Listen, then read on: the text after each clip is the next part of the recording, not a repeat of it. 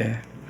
우리 그 에베소서를 정리하면서 우리 한 가지 더 좀 생각할 것이 있는데, 그게 뭐냐면 처음부터 이 성경 전체를 딱 정리를 해서 우리가 꼭 알아야 되는 그 신앙의 그 기본 틀이 있다면 그 적어도 7개 정도는 딱 움켜잡아 놓으면 참 좋겠죠. 제일 이제 우리가 먼저 공부하는 것이 뭐냐면 그 실론이라고 해요. 실론. 그러니까 실제로는 그 창조주 하나님에 대해서 실론 그렇게 얘기를 합니다. 창조론 이렇게 얘기하기도 하는데 실제로는 실론이죠. 하나님이 어떤 분이신가. 그 하나님은 잘 아시는 것처럼 스스로 계시는 분이시고 무소부지하시고 전지전능하시고 영원히 변치 않는 완전한 분이시죠. 그리고 그 하나님은 참되시고 선하시고 의로우시고 아름다운 분이시면서 그분 존재 자체가 사랑이시는 거예요. 사랑. 그리고 이제 두 번째가 이제 인간론을 다룹니다. 그러니까 하나님의 형상으로 만들어진 인간이란 어떤 존재인가. 그런데 하나님의 형상이었는데 그 잘 아시는 것처럼 마귀의 미혹을 받아가지고 인간이 그 타락을 했다는 거죠. 그래서 인간론은 그 인죄론이라고 해서요. 인간은 죄 아래에서 태어났다. 그 아담, 하와 이외에는 전부 다 그 죄 아래에서 태어났다는 거예요. 죄 아래에서. 그래서 이제 인간은 죄인이다 하고 이제 그 인간에 대해서, 그러니까 이제 인간은 죄 아래 계속 있으면 결국 이제 하나님과 완전히 결별할 수밖에 없잖아요. 지옥 갈 수밖에 없고. 그것을 하나님께서 안타깝게 여기셨다는 거예요. 그래서 하나님께서 그 사람을 위해서 그 보내주신 분이 계십니다. 그분이 바로 예수님이죠. 예수님. 그래서 우리가 그 그리스도론이라 얘기하고 성자론 얘기하는데 예수님이 누구이신가? 그리고 그 예수님이 이제 우리를 어떻게 하셨다는 거예요? 구원해 주셨다는 거예요. 죄에서, 사망에서. 그런데 알고 보니까 아버지의 뜻을 받들어서, 그리고 또 성령님이 이 모든 사실을 깨닫게 하시는 것이죠. 세상은 삼위일체 하나님께서 함께 역사하시는 것인데 구원론을 다루게 됩니다. 구원론. 구원론은 핵심이 이제 속죄죠. 그 죄사함 받아야 아버지와 관계가 회복이 되는 것이니까. 그러면 그렇게 죄사함 받은 사람들은 그러면 어떤 존재냐? 그 사람들이 바로 주님의 몸된 교회라는 거예요. 교회. 그래서 이 교회는 알고 보니까 하나님께서 이미 그 예정으로부터 시작되었죠. 하나님이 계획하셨던 것이었어요. 우주를 만드실 때. 그러니까 우리가 이런 거 있지 않습니까? 인간 역사를 다시 한번 되돌아보면 인간 역사가 그렇게 다사다난하게 복잡하게 지는 것처럼 보이지만 실제로 그 인간 역사 전체를 통하여 하나님께서 그 안에서 진짜 만드는 것이 있다는 거예요. 마치 거푸집 안에 본 건물이 있는 것처럼 인간 역사 전체를 하나님께서 운영하셔가지고 그 중심되고 핵심되는 교회를 만들고 계신다는 거예요. 이게 바울의 깨달음이었던 거죠. 그래서 너무 감사하고 감격하게 된 거예요. 그리고 난 다음에 그 교회를 운영하시는 분이 누구시냐 하면 바로 성령님이십니다. 성령님. 그래서 성령님은 말씀의 영이시고 주님의 몸된 교회를 도우시는 보혜사가 되시는 분이시죠. 그리고 이제 끝이 오면 그 말 그대로 종말이니까, 종말은 실제로는 우리에게 영원한 소망을 얘기하는 것이고 악의 종말을 얘기하는 거예요. 역사의 종말은 악의 종말이고 그 실제로는 이제 영원한 하나님 나라에 대한 소망을 우리에게 명확히 말씀하시는 것이 종말론이고 말소론입니다. 세상 끝난다 이런 게 아니에요. 악이 어떻게 되는 거예요? 끝나는 거예요. 악이. 그리고 우리는 영원한 하나님 나라에서 영생을 이제 얻게 되는 것이니까, 그래서 이 7개의 큰 뼈대 같은 것이니까 잘 정리해 두면 좋겠죠. 그리고 뭐 이 에베소에 크다, 에베소 사람이 아데미 할 때 이게 아데미 여신상이죠. 뭐 여신상 종류가 많았습니다. 그리고 말씀드렸던 것처럼 그 히브리서는 딴 얘기를 하는 게 아닙니다. 우리 한번 히브리서 몇 구절만 좀 보고 우리 돌아옵시다. 히브리서 우리 1장 같이 한번 가봅시다. 특별히 이제 히브리인들에게 그 예수님이 어떤 분인지 좀 소개할 필요가 있어서 그 히브리인들에게 특별히 기록한 예수님에 대한 이야기죠. 옛적에 선지자들을 통해서는 여러 부분, 여러 모양으로 우리 조상들에게 말씀하신 하나님께서 이 모든 날 마지막에는 그 아들을 통해서 그 우리에게 말씀하셨는데, 이 아들을 그 만유의 상속자로 세우셨고, 또 그로 말미암아 세계의 모든 그로 말미암아 모든 세계를 지으셨다. 바로 그 예수님이 하나님의 영광의 강체시고 그 본체의 형상이시며 그 능력의 말씀으로 만물을 붙드시고 죄를 정결하게 하는 일을 하시고 높은 곳에 계신 지극히 크신 이의 우편에 앉아 계신다 하고 이제 예수님을 소개한 거예요.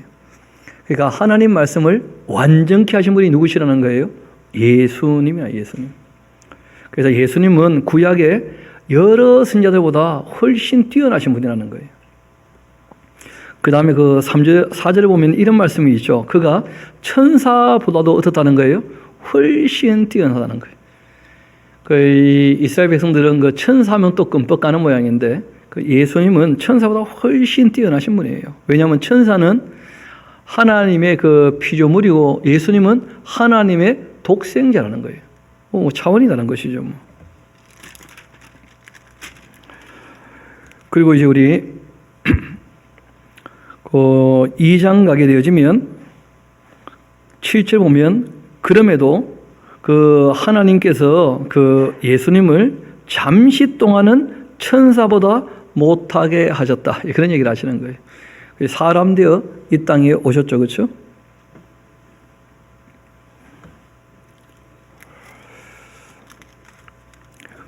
그러므로 하고 이제 우리 17절 한번 봅시다. 그러므로 그가 범사에 형제들과 같이 대심이 마땅하다. 이는 하나님의 일에 자비하고 신실한 대제사장 되어 백성의 죄를 속량하려고 하신 것이다. 그가 시험을 받기도 하고 고난도 다 당하셨기 때문에 시험 받는 우리들을 어떻게 하실 수 있다고요?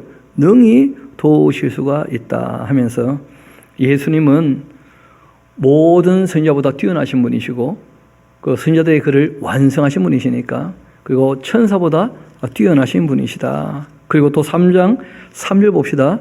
그는 모세보다도 어떻다고요? 더욱 영광을 받을 만하다. 왜냐하면 모세는 사환, 그 심부름꾼으로 하나님 집에 충성했다는 거예요.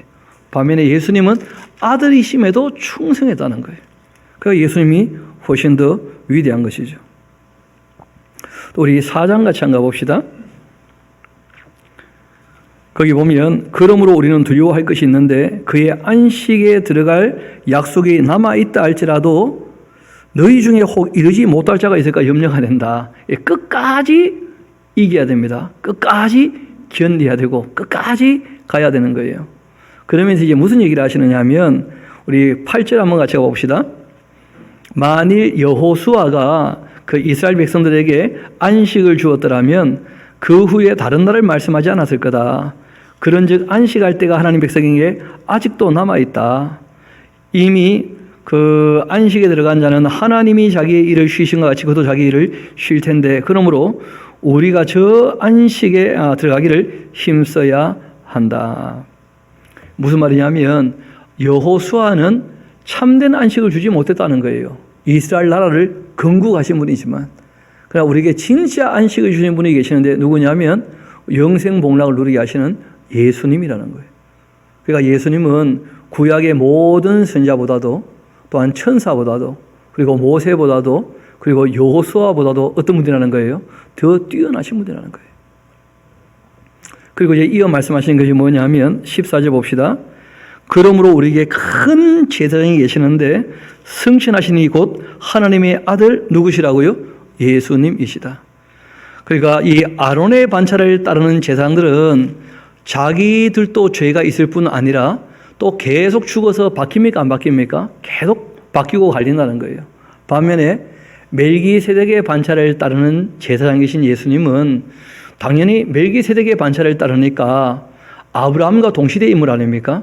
그러니까 당연히 레위 지파가 아닌 거예요. 원래부터 진짜 제사장은.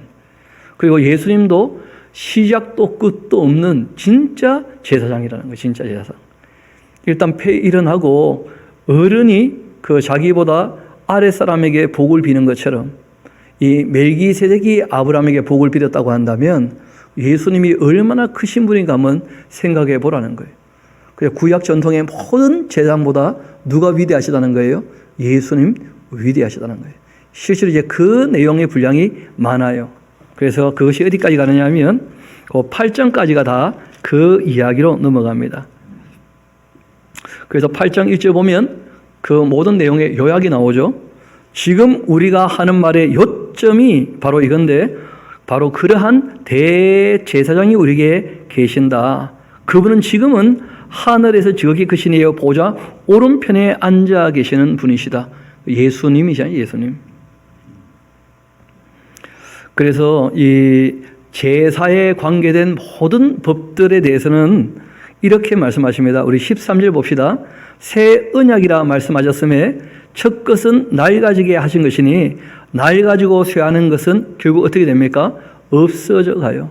그러니까 모형으로 하던 것은 다 낡아지게 되었고 실제가 왔기 때문에 모형은 이제 사라졌다는 거예요. 그래서 모형이 관계된 것이 뭐냐면 제사에 관계된 모든 것들은 다 모형이었다는 거예요. 피 흘리는 제사에 관계된 것들은. 그 다음에 성막에 대한 말씀을 하십니다. 성막. 그래서 성막과 성전이 있지 않습니까? 거기에 대하여 이제 9장 1절부터 한번 봅시다. 첫 언약에 새 언약 말고 첫 언약이죠. 성기는 예법이나 세상에 속한 성소 이런 것도 이제 그 첫 언약에 있었는데 예비한 첫 장막이 있고 그 안에 등잔대나 상이나 진설병 이런 게 있고 이는 성소라 일컫기도 했고 또 둘째 휘장 뒤에 있는 이 장막은 지성소라 그렇게 말을 했었는데 금향로 사면을 금으로 싼 언약궤 또 그 안에 만나를 담는 금 항아리 아론의 싼난 지팡이 언약의 돌판들이 있고 그 위에 속죄소를 덮는 영광의 그룹들이 있는데 그 다음이 중요하죠. 이것들에 관하여는 이제 낱낱이 말할 필요가 있답니까 없답니까? 없다는 거예요. 그러니까 모형이 또 하나 있었죠. 그게 뭐냐면 성막과 성전도 뭐였다는 거예요? 다 모형이었고 진짜가 뭐냐면 우리가 하나님의 성전이에요. 주님이 우리와 함께 하시는 것이죠. 그러니까 이제 더 이상 이 성소나 성전 같은 것, 이 돌판에 새겨져 있는 그 계명, 그런 이 돌판이 중요한 게 아니고 우리 마음판에 새겨진 말씀이 중요한 것이니까 그래서 진짜가 무엇인지를 알게 되었다면 모형으로 하던 것은 더 이상 우리에게 의미가 있다는 거예요? 없다는 거예요? 낱낱이 말할 필요가 이제 없는 거다. 또 그런 거 가지고 막 세미나하고 그러면 안 됩니다. 성막 체험 세미나 뭐 이런 거 굳이 할 필요 없어요. 그런 거 우리와 아무 상관없습니다.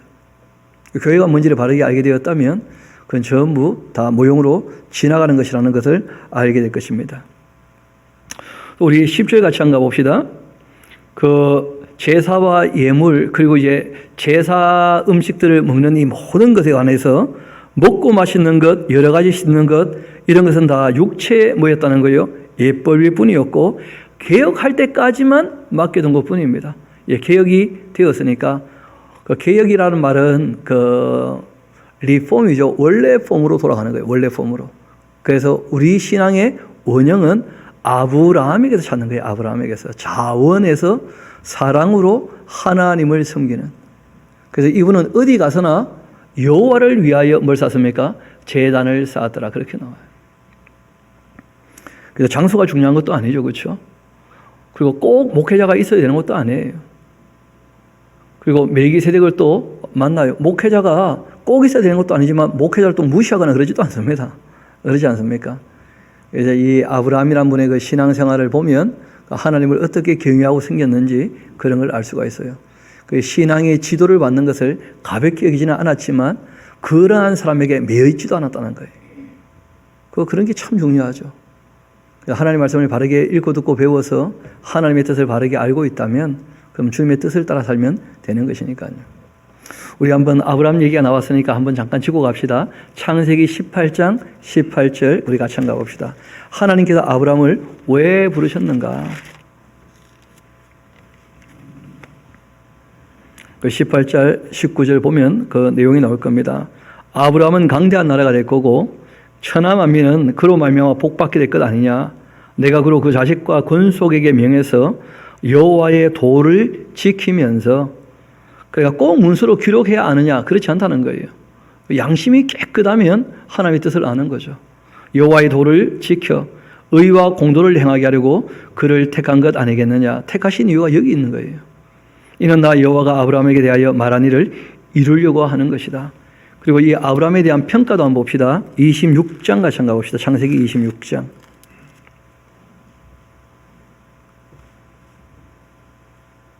4절 봅시다. 그 이삭에게 말씀하시면서 하나님께서 아브라함을 어떻게 보셨는지 얘기하고 있어요.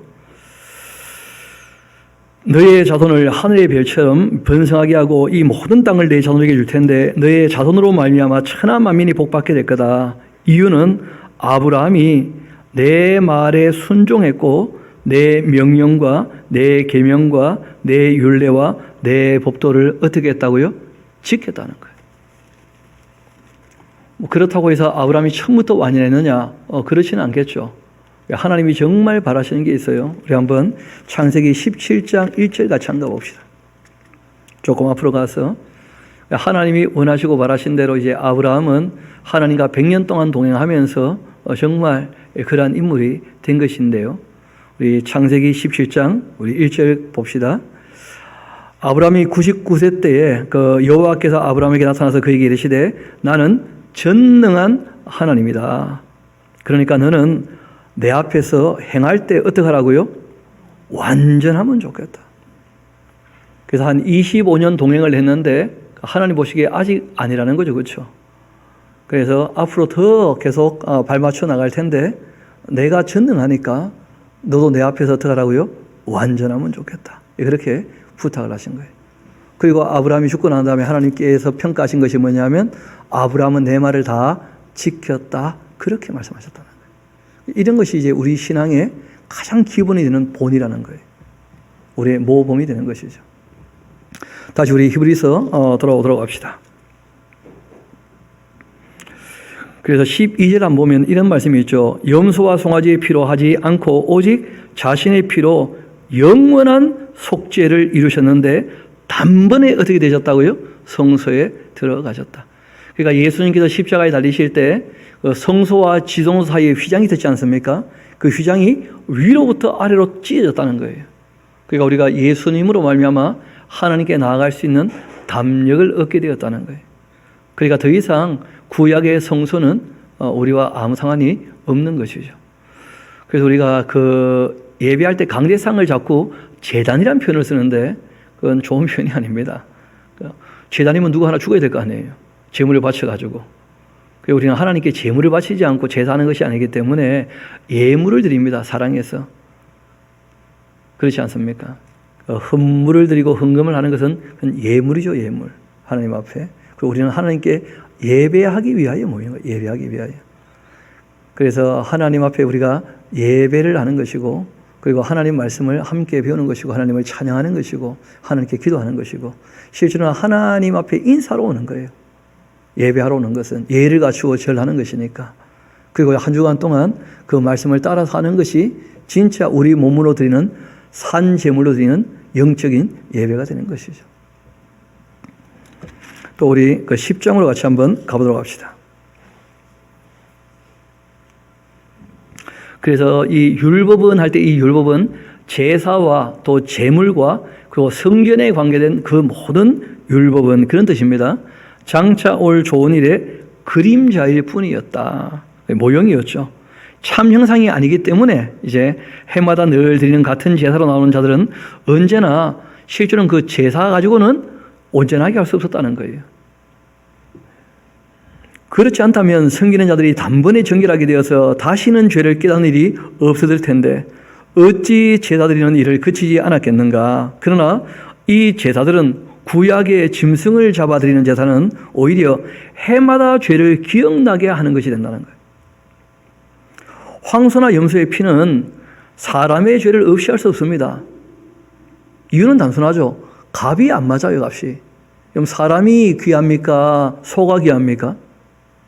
그러니까 값이 안 맞다는 거예요.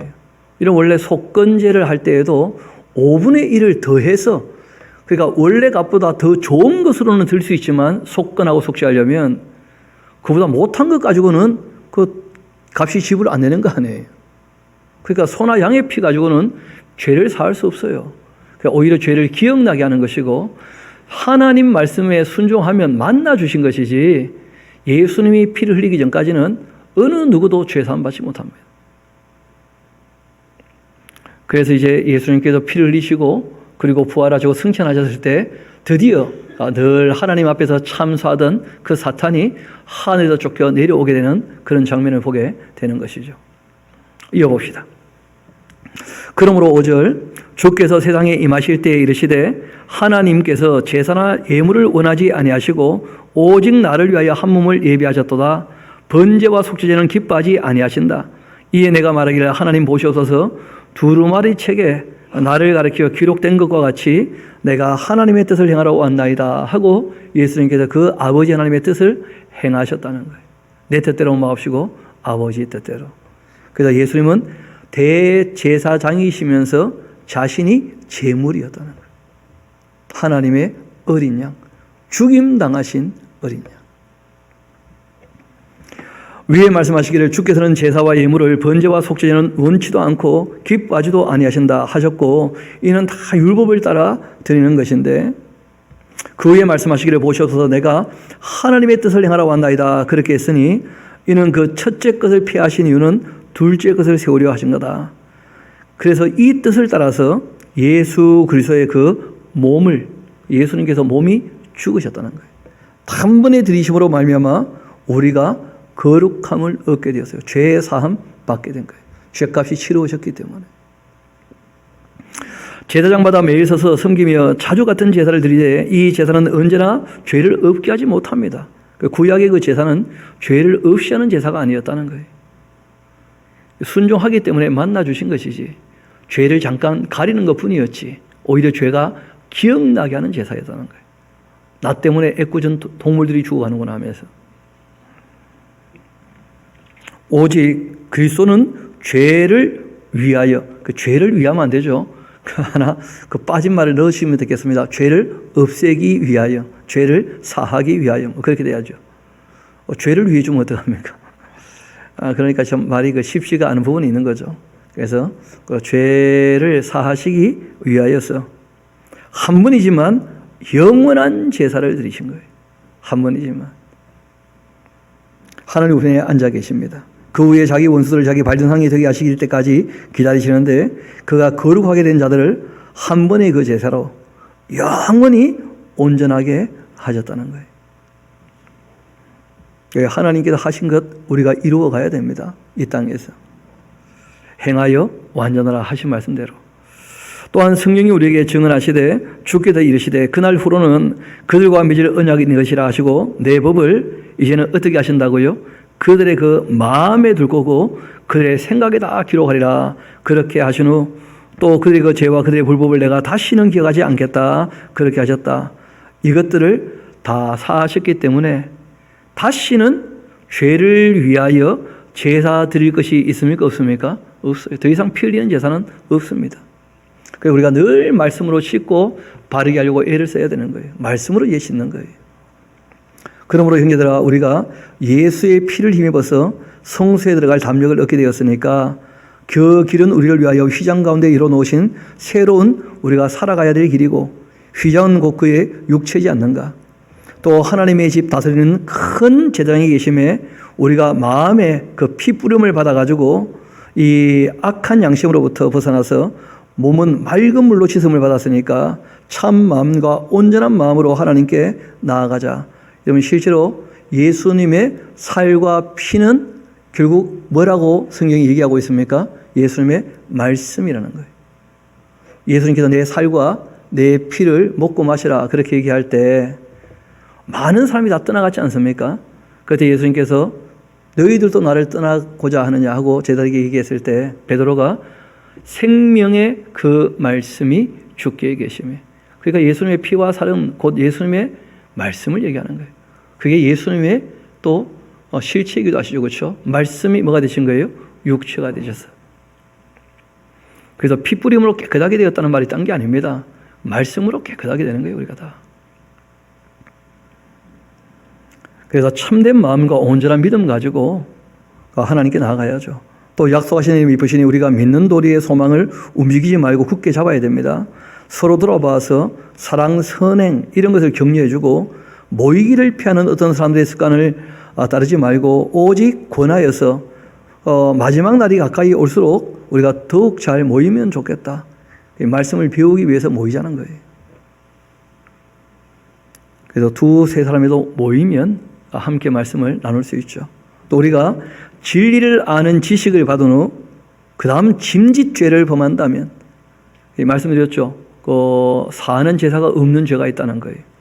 원죄는 예수님이 해결하셨고 회개에 이르지 않는 죄는 용서하지 않으십니다. 그리고 우리가 약해서 짓는 죄는 우리가 성화의 길을 걸어가면서 고쳐지는 것이고 모르고 지었던 죄는 우리가 깨달아지면 더 이상 죄 짓지 않는 것이니까 하나님을 사랑해야지 죄 짓지 않게 되어져요. 선을 행해야 죄를 짓지 않게 됩니다. 그리고 죄를 안 지어야 죄를 안 짓게 됩니다. 죄를 지으면서 죄 안 지었으면 좋겠다. 아무 의미 없어요. 죄를 안 지어야 죄를 안 짓죠.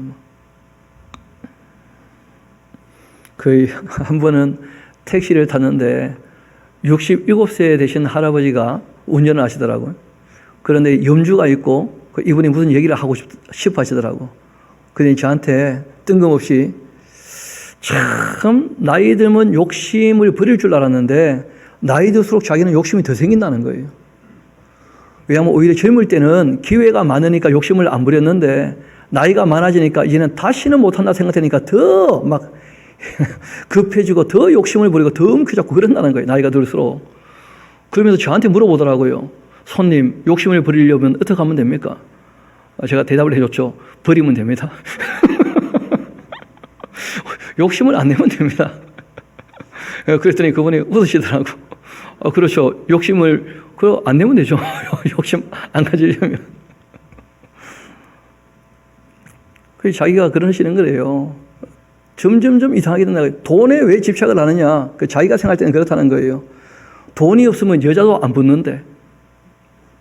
그러니까 늙으면 젊을 때는 젊음 때문에 주변에 사람들도 있고 놀 게 많은데 늙으면 돈이 없으면 아무도 옆에 안 오니까 그래서 돈이 더 있어야 된다는 거예요. 그래서 더 욕심 부리게 된다는 거예요. 그래가지고 우리가 할 일을 하면 될 텐데 뭐 그렇게 딴 것 가지고 재미를 찾으려고 하는지. 죄를 안 지으면 죄를 안 짓게 되는 것인데 그렇죠. 그래서 선을 행하면 죄 짓지 않는다는 거예요. 죄가 문 앞에 엎드려 있다는 거예요. 욕심 내지 않으면 욕심 안 부리게 되는 것이니까. 그러니까 양심을 따르면 욕심을 따르지 않게 됩니다. 양심을 따르면. 우리가 하나님 편에 서 있다면 선을 행하면 악을 행하지 않는 것이고요. 하나님을 따르면 마귀를 대적하는 것이거든요. 그렇지 않습니까? 그래서 다시 우리 말씀으로 돌아옵시다. 그래서 이 속죄에 대한 얘기 꼭 기억하셔야 됩니다. 우리가 진리라는 지식을 받은 후 짐짓죄를 범하면 그러면 다시는 속죄하는 제사가 없어요. 오직 무서운 마음으로 심판을 기다리는 것과 대적하는 자를 태울 맹렬한 불만 있을 텐데 모세의 법을 폐한 자라 할지라도 두세 증인으로 말미암아 불쌍히 받지 못하고 죽었거든. 하물며 하나님의 그 아들을 짓밟고 자기를 거룩한 그 언약의 피를 부정한 것으로 여기고 은혜의 성령을 욕되게 하는 자가 당연히 받을 형벌은 얼마나 무서울지 좀 생각해 보라는 거예요. 구약에 이스라엘 백성들이 하나님과 맺었던 약속을 어기고 그 징계받는 것을 보면 그 끔찍한 일들이거든요. 근데 그 아들과 거듭나서 다시 언약을 맺어놓고 그 약속을 어긴다면 어떻게 되겠는가? 그런 것이죠. 원수 갚는 것은 내게 있으니까 내가 갚으리라 하셨으니까 원수 갚을 생각하면 안 됩니다. 그렇죠? 원수는 우리가 사랑을 해야죠. 위해서 기도하고 배고파면 먹을 걸 주고 목말라면 물을 마시게 하고 또 다시 주께서 그 백성을 심판하리라 말씀하신 것 우리가 아노니 살아계신 하나님의 손에 빠져들은 것이 두렵지 않는가? 그러니까 전날 너희가 빛을 받은 후 고난의 큰 싸움을 견뎌낸 것을 생각하면서 그러니까 이 예루살렘에 있었던 그 기독교인들이 유대교에서 출교가 되었다가 시간이 지나면서 이 예루살렘 교회가 지금 사라지고 있는 거예요. 무너지고 있는 거예요. 그게 너무 안타까웠던 거예요. 바울이 로마에 있다가 로마에서 나오고 얼마 안 돼가지고 AD 64년에 예루살렘 교회가 문 닫고 말았거든요. 히브리인의 교회가, 유대인 교회가. 안타깝게도. 그게 너무 안타까워서 이 편지를 보냈던 겁니다. 예루살렘 교회가 곧 무너질 것이 눈에 보였어요. 왜냐하면 로마로 오기 전에 예루살렘 갔었지 않습니까? 그 바울이 예루살렘에 가서 예루살렘 교회 형편을 다 봤거든요. 그리고 가이사에서 2년 동안 있고, 그리고 난 다음에 이제 로마에 있게 되었기 때문에 그 히브리인들에게, 특별히 예루살렘에 있는 교회 성도들에게 정말 마지막 권면을 하고 싶었던 거예요. 다시 유대교로 돌아가지 말고 기독교가 진짜니까.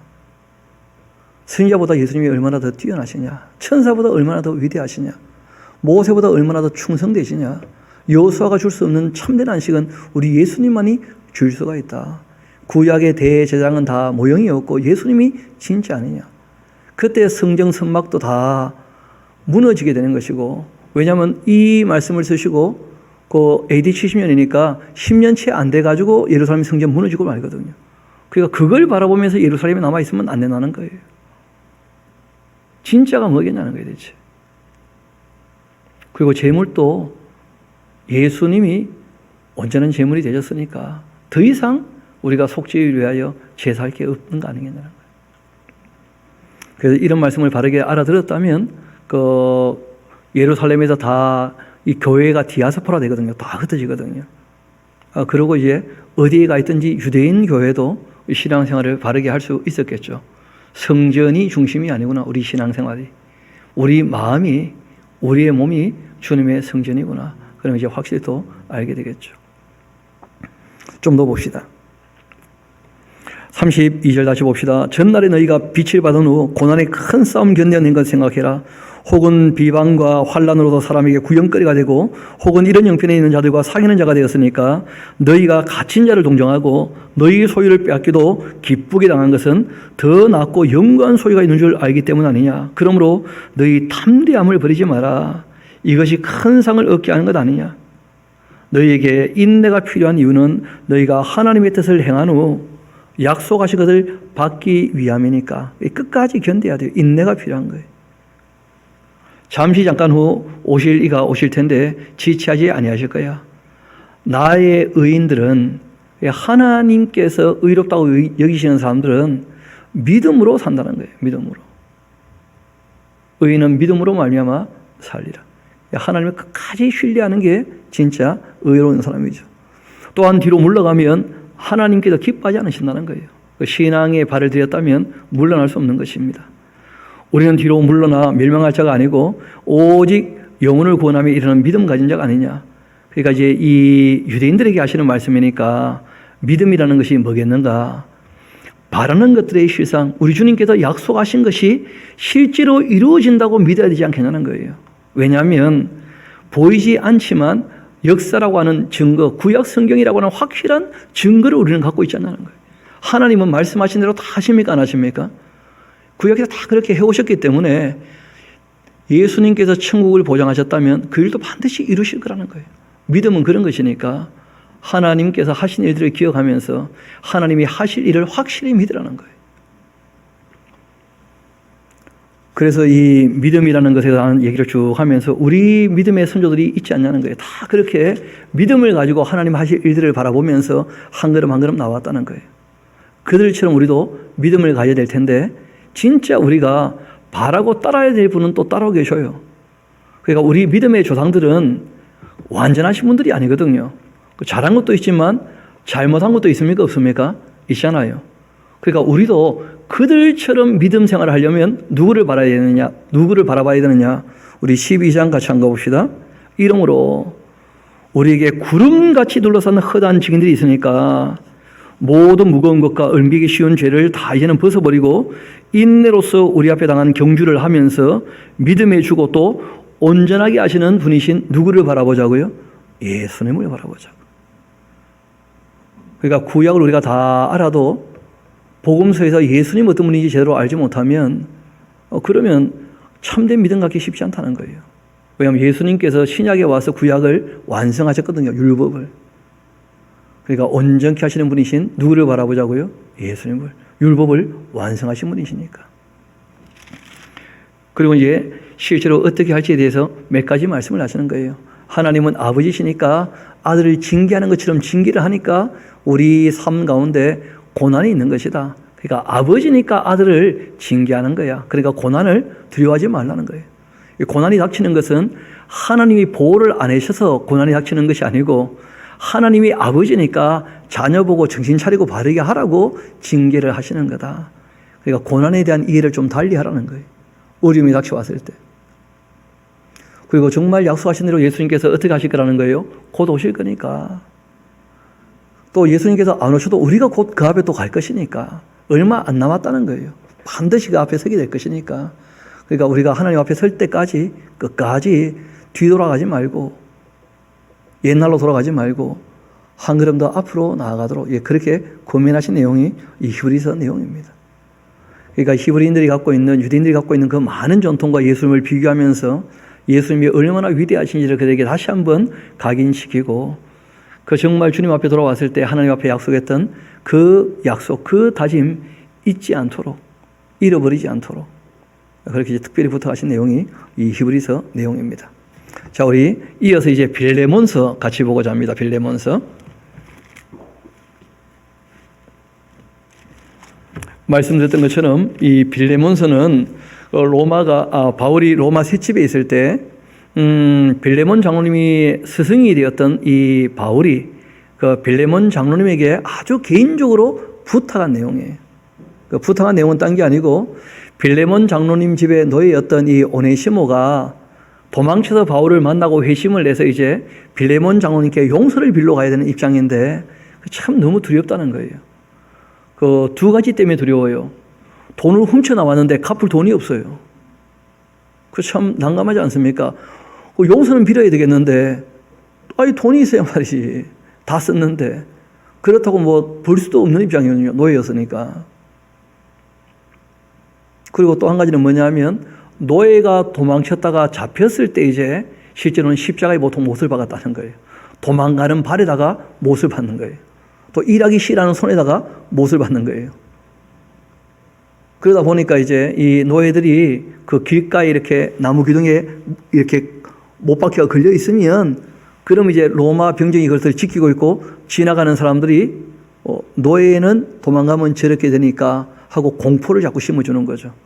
그래서 자유인보다 노예가 훨씬 더 많았음에도 불구하고 노예들이 반란을 일으키지 못했던 이유가 공포심 때문이었어요. 까딱 잘못하다가 우리가 저렇게 된다. 그게 너무 두려우니까. 그러니까 이제 반란을 잘 일으키지 못했던 것이거든. 바꾸어 말하면 이 오네시모가 빌레몬 장로님께 돌아갔을 때 안 받아주면 본인이 그렇게 죽어야 돼요. 그 얼마나 두렵겠어요. 그래서 그런 이제 이 오네시모의 입장을 바울이 다 알기 때문에 그 빌레몬 장로님께 이 편지를 보낸 것입니다. 그리고 이제 이분이 얼마 안 있으면 곧 풀려날 것이 이제 보이는 거예요. 그래서 곧 풀려나면 꼭 내가 그 골로새 반드시 방문하겠다. 왜냐하면 거기 편지를 보냈잖아요. 골로새에서. 거기 다시 방문해서 제대로 내 말을 알아들었는지 다시 한번 또 정리하고 가르치고 그렇게 하시겠죠. 그래서 이 2000년 전 터키에 있는 골로새 땅에 이 로마까지 도망갔던 노예 오네시모가 바울을 로마에서 만나고 그리고 이제 빌레몬에게 다시 돌아갈 때 바울이 아주 개인적으로 당부한 편지인데 스승이니까 제자에게 또 자기에게 은혜 입은 사람이니까 아주 당당하게 명령처럼 얘기할 수도 있지만 그러나 그렇게 말고 그리스도 안에서 한 형제라고 내가 늘 생각하고 부탁을 하니까 이 부탁을 좀 들어달라. 그렇게 아주 강구하는 형식으로 기록되어 있어요. 그리고 무엇보다 바울이 그 집에서 도망쳐 나왔던 그 노예, 그 오네시모 그 한 사람을 위하여 얼마나 정성과 사랑을 담아서 글을 썼는지 그 글 내용을 읽어보면 알 거 아닙니까? 그렇죠? 그래서 바울을 만나 변화된 오네시모, 그 무익한 사람이었는데 뭐가 되었다는 거예요? 유익한 사람이 되었다는 거예요. 이거는 오네시모의 이름의 뜻이 참 재미있습니다. 그 오네시모란 말이 그 당시에 종들에게 참 흔한 이름이었어요. 그게 이제 무슨 뜻이냐면 유익한 사람, 주인에게 유익한 사람, 주인에게 도움되는 사람 그런 뜻이에요. 말 그대로 종이죠, 종. 유익한 사람이다. 이 바울이 오네시모가 가네시모가 됐다는 거야. 무익한 사람이 되었다가 다시 이제 오네시모가 되었으니까. 그런데 이제는 자네 종이 아니고 누구 종이라는 거예요? 하나님의 종이니까 이제는. 자네도 하나님의 종이고, 그러니까 자네 종처럼 여기지 말고 형제로 좀 받아주라. 그런 부탁을 하시는 거예요. 그래서 기독교의 위대한 점이 여기 있는 것이죠. 무익한 사람이 어떻게 되는 겁니까? 유익하게 되는 거예요. 하나님을 만나면 무익한 사람이 유익한 사람이 되는 거예요. 하나님 나라에 유익한 사람이 되는 거예요. 비록 신부는 여전히 노이고 죄인이지만 주님을 영접해서 하나님을 아버지로 부르게 되었으니까 오네시모도 주 안에서 뭐라는 거예요? 한 형제라는 거예요. 한 형제. 그러니까 오네시모가 지은 죄가 있다면, 또 훔친 돈이 있다면 내가 다 갚아줄 용의가 있다는 거예요. 바울이. 이게 바울의 자세였던 거죠. 여러분 알고 보면 기독교가 바로 그런 것이거든요. 죄는 우리가 지었는데 누가 죄값을 치르신 거예요? 예수님께서. 그래서 우리에게도 그런 마음이 필요하다는 거예요. 마음을 좀 넓히라는 거예요. 그게 마음을 넓히는 것이거든요. 그렇게 빌레몬의 용서를 대신 구하는, 빌레몬에게 오네시모에 대한 용서를 대신 구하는 거죠. 그리고 또 이분이 해석을 잘해줘요. 이 오네시모가 잠시 집을 떠나게 된 것은 영원히 오히려 사귀게 하려고 그런 일이 있었지 않았겠는가. 왜냐하면 실제로 그렇게 됐잖아요. 그러니까 어떤 사건을 어떤 안목으로 해석하느냐 굉장히 중요합니다. 여러분 아시는 것처럼 요셉이란 분도 자기 인생에 참 고달픈 일들이 많았잖아요. 그런데 형제들을 만나면서 역사를 보는 안목이 띄인 거죠. 그렇죠? 나를 이리로 보냈냐는 형들이 팔아먹어서가 아니고 누구시라고요? 하나님이시라. 하나님께서 바로와 그 모든 신하와 또 형들의 모든 가족들을 다 구원해 주시려고 나를 여러분보다 앞서서 애굽에 보내신 것뿐이다. 그러니까 우리가 역사를 이해할 필요가 있고 되돌아올 필요가 있어요. 그 과정 가운데 너무 빨리 속단하지 마요. 그래서 우리가 가끔 이렇게 부르는 노래이기도 하지만 내 인생 여정 끝내서 강 건너 저편 이르게 될 때 우리가 다 하늘을 향해 말하게 될 거라는 거예요. 예수님 어떻게 하셨다고요? 인도하셨다. 매일매일 발걸음마다 주님께서 인도하셨다는 거예요. 나의 무거운 짐, 모든 죄짐을 벗고 우리가 할 수 있는 유일한 말은 예수님 인도하셨다는 거예요. 왜냐하면 함께 하신다고 약속하셨거든요. 세상 끝날까지 너희와 어떻게 할 거라고요? 함께 하실 거라고. 그걸 믿으시면 그러면 우리 인생에 대한 해석이 전혀 달라질 겁니다. 이 과정 가운데 낙심할 필요가 없는 것이죠. 이 바울도 그렇게 이 오네시모에 대한 삶을 해석해 주면서 빌레몬에게 받아주기를 그렇게 부탁을 하고 있죠. 또 복음을 듣고 거듭났으니까 오네시모가 참 충실한 사람이 되었다는 거예요. 그러니까 정말 형제로 받아주라 하고 아주 간곡하게 부탁하는 말이니까 우리 빌레몬서 읽어보면 이제 정말 그런지 확인하게 되겠죠. 그렇죠? 빌레몬서 같이 봅시다.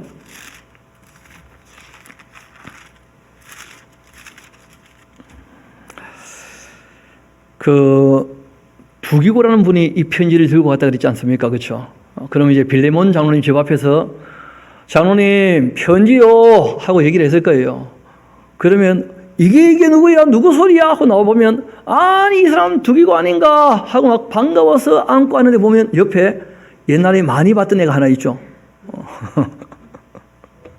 근데 아직 걔하고 말 섞으면 안 돼. 그렇죠? 두기고 함께 있으니까 뭔가 심상치 않은 거예요. 그래가지고 여보게 대체 무슨 일인가? 바울 선생님이 정말 이 장로님께 특별히 편지를 쓰셨다고. 뭐야?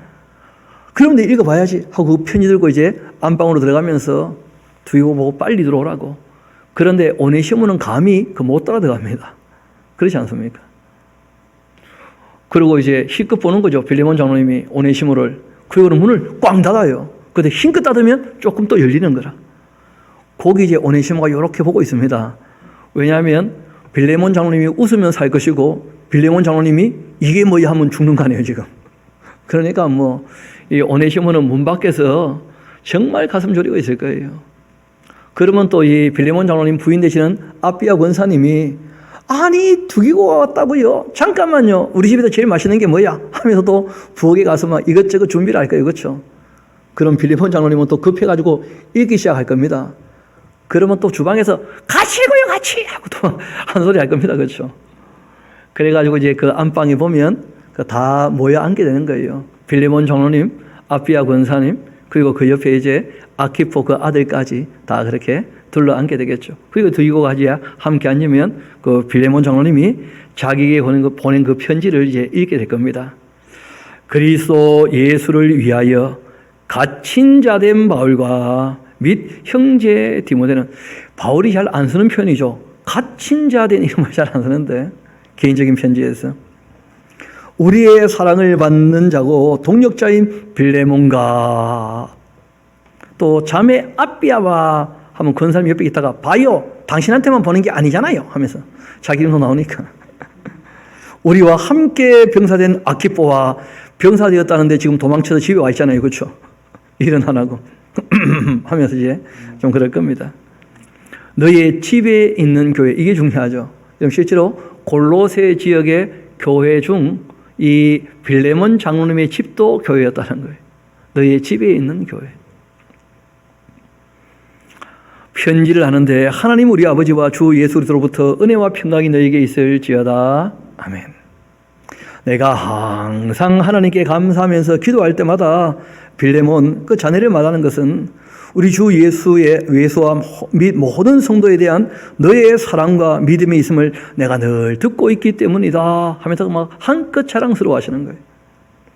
이로써 너희 믿음의 교제가 우리 가운데 있는 선을 알기도 하고 그리스도께 이르도록 역사하고 있지 않는가? 형제여, 성도들의 그 마음이 너로 말미암아 평안함을 얻었으니까 내가 너의 사랑으로 많은 기쁨과 위로를 받았노라 하면서 막 빌레몬 장로님 잔뜩 칭찬하면서 자네 때문에 내가 너무 기쁘다고. 그거 하나 적어놓으세요. 부탁할 말이 있다는 거예요. 그렇게 말씀을 하셔요. 3분의 1이 인사말이라. 이러므로 내가 그리스도 안에서 아주 담대하게 너에게 마땅한 일로 명할 수도 있지. 우리 입장이 그런 거 아닌가. 그러나 도리어 사랑으로서 강구하노라. 나이도 내가 훨씬 많지. 나이가 많은 나 바울은 지금 또 예수 그리스도를 위하여 갇힌 자가 되었어. 자기를 너무 불쌍하게 말씀하시죠. 그렇죠? 늙은 내 말 안 들어주면 너는 인간도 아니다. 뭐 그런 거예요 지금. 내가 예수님 때문에 갇히기까지 했는데 너는 편히 있으면서 말이야, 나의 부탁을 안 들어준다면 말이 안 되지. 갇힌 중에 낳았던 그 아들 오네시모를 위하여 너에게 뭐 한다는 거예요? 간구한다는 거예요. 정말 간절히 구하고 부탁한다는 거예요. 명령할 수 있는 입장인데. 이게 신앙인의 자세죠. 그가 전에는 너에게 아주 무익한 사람이었지. 왜냐하면 돈 훔쳐 도망갔으니까, 노예 주제에. 그러나 이제는 너와 나에게 유익한 사람이 되었네. 그러니까 오네시모가 가네시모가 되었다가 다시 오네시모가 되었으니까, 이런 것은 이제 그 언어 유희 같은 겁니다. 그 이름을 가지고 그냥 재미있게 말씀을 표현하신 거예요. 아마 그렇게 되면 또 웃었겠죠. 그렇죠? 그걸 보면 이제 밖에 있던 오네시모는 한숨을 쉬는 거예요. 너에게 그를 돌려보내노니 그는 나의 신복이다. 내 심장에 이 오네시모가 있다는 거예요. 그를 내게 머물러 있게 하여 내 복음을 위해서 갇힌 중에서 너 대신 나를 섬기게 하고자 그렇게 하지만은, 그러나 다만 너의 승낙이 없이는 내가 아무것도 하기를 원치 않는다. 여러분, 이게 당연하게 우리가 요구할 수도 있지만 승낙을 바라는 이런 자세가 꼭 필요하다는 거예요. 이는 너의 그 선한 일이 뭐가 되지 않게 하려고요? 억지가 되지 않게. 그러니까 우리가 청유하는 정도가 좋습니다. 아무리 선한 일도 명령하는 순간 억지가 되고 말 수 있다는 거예요. 그래서 청유하는 정도가 좋아요. 아무리 하나님의 일이라 할지라도. 그래야지 그 일하는 사람이 억지로 일하지 않는 거예요. 자유로 되게 하려고 하는 것이다. 아마 그가 잠시 떠나게 된 것은 너로 하여금 그를 영원히 두게 함이니, 이후로는 종과 같이 대하지 말고 종 이상 곧 사랑은 받는 형제로 둘 자라. 나에게 특별히 그러하거든 하물며 육신과 주 안에서 상관된 너에게도 그렇지 않겠냐 말이에요. 그러므로 너가 나를 동력자로 안다면 그 오네시모를 영접할 때 나를 영접하듯이 영접해 주면 좋겠다. 여러분, 예수님 마음이 똑같거든요. 우리가 언제 배고파하는 사람에게 먹을 것을 주었고, 목말라는 사람에게 마실 것을 주었고, 추워 뜨는 사람에게 옷을 주었습니까? 그때 예수님이 하신 말씀이 뭐예요? 이 작은 자에게 한 것이고 누구에게 한 것이라고요? 나에게 한 것이다. 주님을 대하듯이 좀 대해주라는 거예요. 사람을 대할 때, 약자를 대할 때. 그게 똑같은 마음이 바울에게 있는 거예요. 예수님을 섬기는 사람이니까. 그래서 오네시모를 맞아줄 때 나를 맞아듯이 좀 맞아주면 좋겠다 부탁을 하셔요. 이어 말씀하십니다. 그가 만일 너에게 불의를 하였거나 너에게 빚진 것이 있다면 그것은 내 앞표로 어떻게 하라고요? 계산하라는 거예요. 내가 책임지 마. 내가. 대신 책임지는 게 또 사랑이죠. 그렇죠? 다 예수님을 닮아 있어서 그런 거예요. 우리가 죄를 지었는데 예수님께서 죄값을 대신 치르셨잖아요. 대신 책임지신 거 아니에요. 그게 사랑이죠. 나 바울이 친필로 쓰노니 내가 갚으려니와. 그 다음 말이 참 재미있습니다. 너가 이 외에 너 자신이 나에게 빚진 것이 있을 텐데 나는 그 말하지 않는다. 말은 안 하셨죠? 글로 써놨어요. 그렇죠? 그러니까 굉장히 친밀하신 거예요. 두 분이 농담을 해가면서 얘기할 수 있을 정도로 아주 친밀하신 분이에요. 오 형제요, 나는 주 안에서 너가 너로 말미암아 기쁨을 얻게 하고 나의 마음이 그리스도 안에서 평안하게 하라. 나는 너가 순종할 것을 아주 확신한다면서. 내가 그래서 쓰는 건데 너가 내가 말한 것보다 더 행할 줄 아노라. 그 옆에 하나 써놓으십시오. 협박보다 더 겁난다 야. 그렇게 말씀을 하신 거예요. 이 바울이 굉장히 친밀하신 거죠. 오직 너는 나를 위해 숙소를 마련해라. 너희 기도로 내가 너희에게 나아갈 수 있기를 내가 바란다. 그래서 예수 안에서 나와 함께 갇힌 자 에바브라, 또 나의 동역자 마가 아리사고 데마 누가가 문안하고 있다. 우리 주 예수 그리스도의 그 은혜가 너희 심령과 함께 있을지어다. 아멘. 그렇게 된 겁니다. 그러니까 이 짤막한 편지지만 예수님을 닮아 있는 사도 바울이 어떠한 사람인지, 그리고 예수님을 닮아야 되는 성도들이 어떻게 신앙생활을 해야 되는지, 사람을 대해야 되는지 그 내용이 너무 잘 나와 있는 거예요. 그래서 이 짤막한 편지가 성경이 된 겁니다. 성경이 진리니까. 그래서 누가 그런 말씀하시죠. 이 빌레몬스가 바르게 읽혀진 모든 곳에 노예 해방이 일어났다는 거예요. 그래서 실제로 여러분 잘 아시는 것처럼 모든 종교, 유대교도 마찬가지고 불교 또는 뭐 힌두교 그리고 또 유교 모든 이 교자 붙었던 온 세상에 노예제도가 다 있었거든요. 근데 기독교가 바르게 전파되고 난 다음에 그 로마 카톨릭 때도 여전히 농노가 있었잖아요. 그런데 종교개혁이 일어나면서 말씀이 정말 바르게 읽혀지고 난 다음부터 노예가 다 해방되기 시작했다는 거예요. 세상 어디나. 우리나라도 마찬가지고. 그래서 예수를 정말 우리가 믿고 하나님을 아버지로 고백한다면 남이 없고 내 아래에 누가 있는 게 아니에요. 다 하나님의 형상이고 하나님의 자녀인 것이죠. 다 아담의 후손이고 노아의 자손인 것이니까 남이 없는 거예요. 다 한 형제지. 그 다음에 우리 빌립보서 같이 갑시다. 빌립보서.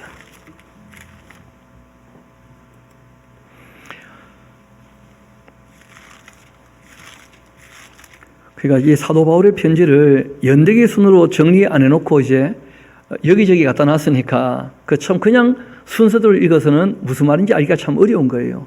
왜냐하면 배경 이해가 없게 되니까. 그래서 우리가 지금 보는 것처럼 연대기 순서로 보면 제일 좋습니다. 이방 얘기가 나왔으니까 간단하게 말씀드리면 제일 먼저 2차 전도 여행 때 고린도에서 데살로니가 전서를 보냈죠. 그렇죠? 그들을 격려하고 권면하시려고. 그런데 이제 바울의 말이 또 오해가 되어져 가지고 예수님 재림을 기다린다면서 교회에 자꾸 문제를 일으키는 사람이 있으니까 데살로니가 후서를 보냈죠.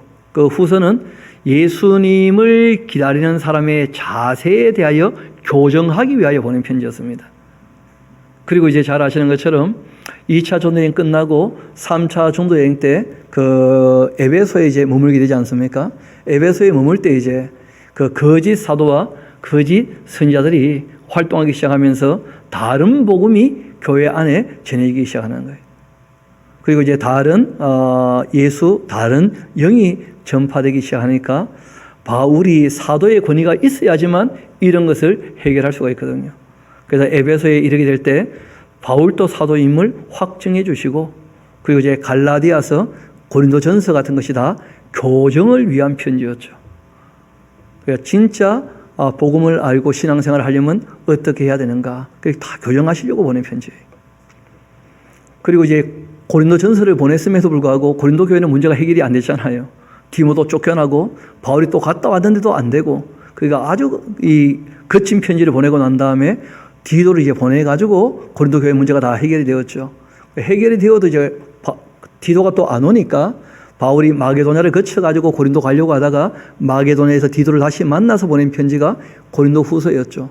고린도 후서의 내용은 뭐냐면 회개하고 돌이키는 사람들에게는 위로에 대한 글을, 그리고 여전히 회개하지 않은 사람들에게는 경고에 대한 메시지를, 심판에 대한 경고를 말씀하신 것이죠. 그것이 고린도 후서의 내용이에요.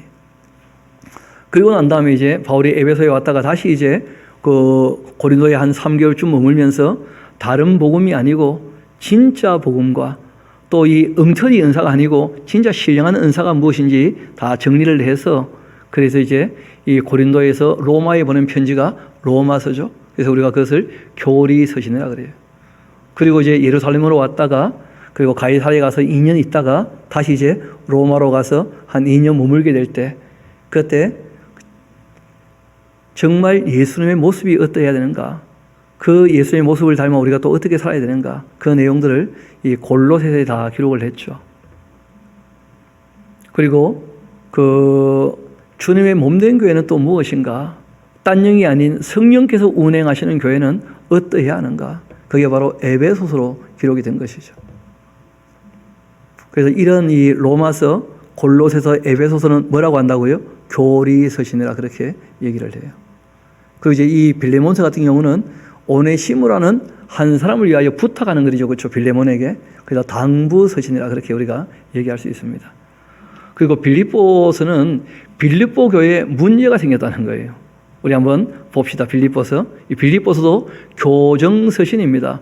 교회가 싸우는 바람에 그 기쁨이 다 사라졌다는 거예요. 그래서 교회가 기쁨을 회복하려면 어떻게 해야 되는지 교정하기 위하여 보낸 편지가 바로 이 빌립보서입니다. 바울이 로마 셋집에 감금되어 있을 때 이제 보낸 편지고, 그 요디아와 순두계를 중심한 이 빌립보 교회 성도들에게 특별히 보냈습니다. 서로 화목해서 기쁨을 찾기를 당부하는 내용이기도 해요.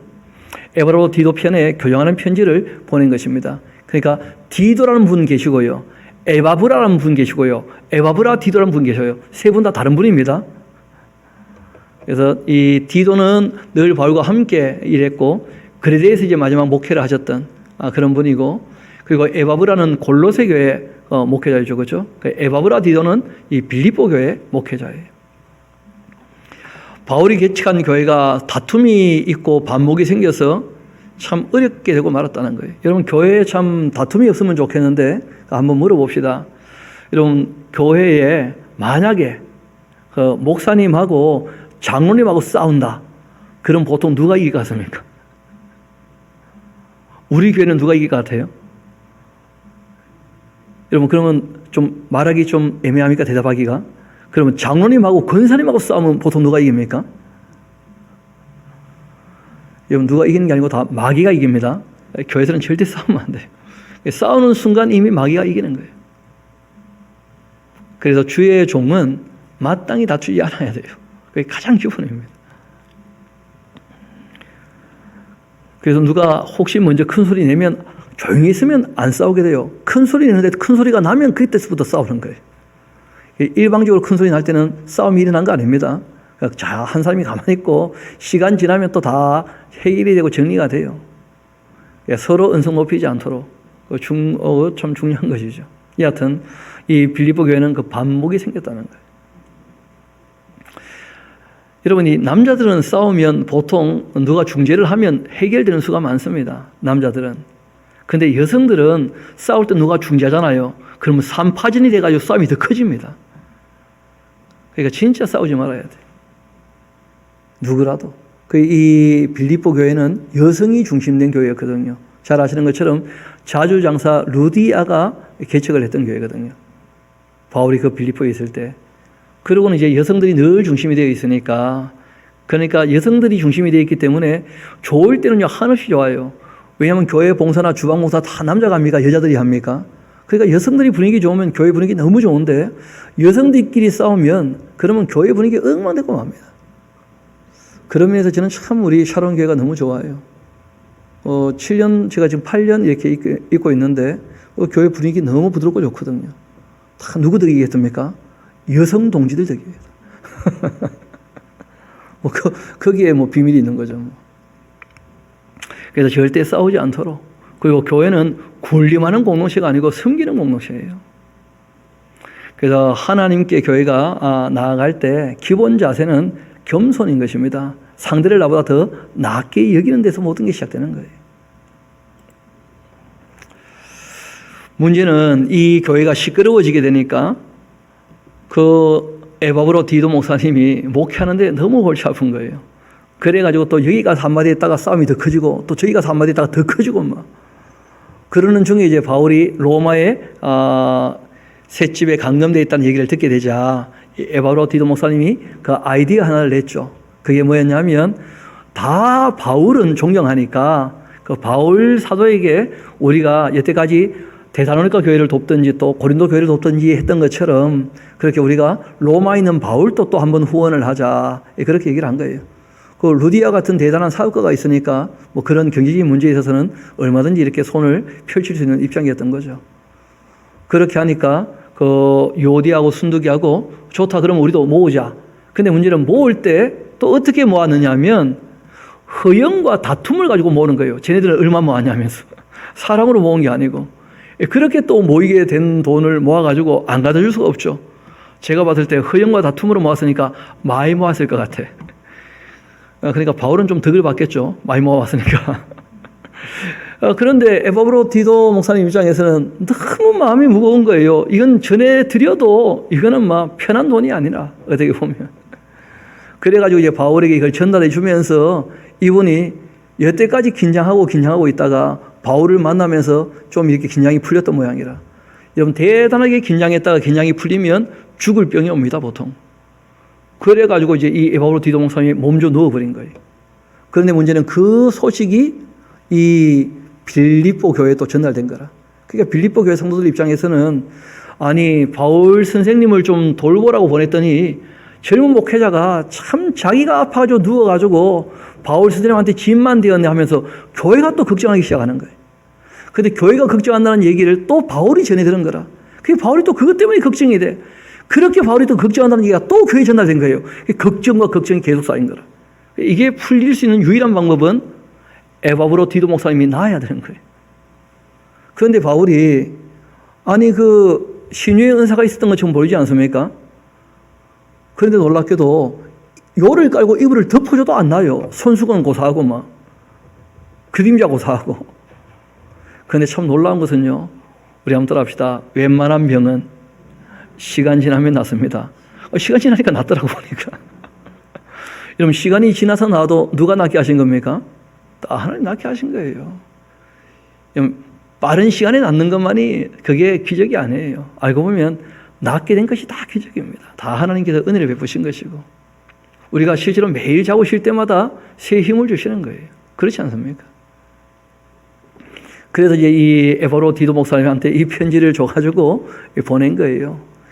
그러니까 로마에 있는 바울에게 아무 문제가 없고 에바브로 디도 목사님 다 낫게 되었으니까 너희들도 이제 어떻게 하자는 거예요? 좀 기쁨을 회복하면 좋겠다. 그러니까 하나님이 일을 할 때 싸우지 말라 하고 정말 부탁을 하는 그런 내용입니다. 그러니까 내용은 아주 평이하고 쉽습니다. 우리 한번 읽어봅시다. 빌립보서. 그리스도 예수의 종 바울과 디모데는 그리스도 예수 안에서 빌립보에 사는 모든 성도 또 감독들과 집사에게 편지한다. 그러니까 빌립보 교회는 굉장히 좀 규모가 갖춰져 있는, 그 집에 있는 교회가 아닌 거죠. 그렇죠? 꽤 규모가 있는 교회예요. 내가 너희를 생각할 때마다 나의 하나님께 감사하면서 간구할 때마다 너희 무리를 위하여 기쁨으로 항상 간구하는 것은 너희가 첫날부터 이제까지 복음을 위한 일에 참여하고 있기 때문이다. 너희 안에서 이 착한 착한 일을 시작하신 이가 그리스도 예수의 날까지 이루실 줄 우리가 아주 확신한다.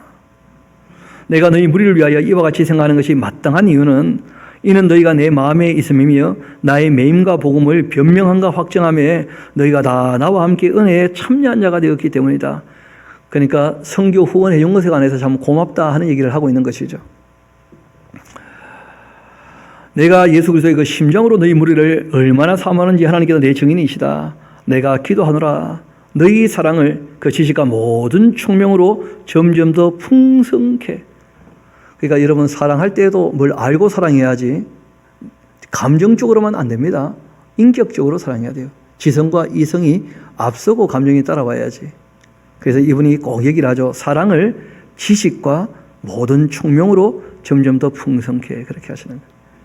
또 너희로 지극히 선한 것을 분별하면서 또 진실하여 허물 없이 그리스도 날까지 이루고 무엇보다 예수 그리스도로 말미암아서 의의 열매가 가득해서 하나님 영광과 찬송이 되기를 원하노라. 이 바울의 늘 기도 제목이 이런 것이었다는 거예요.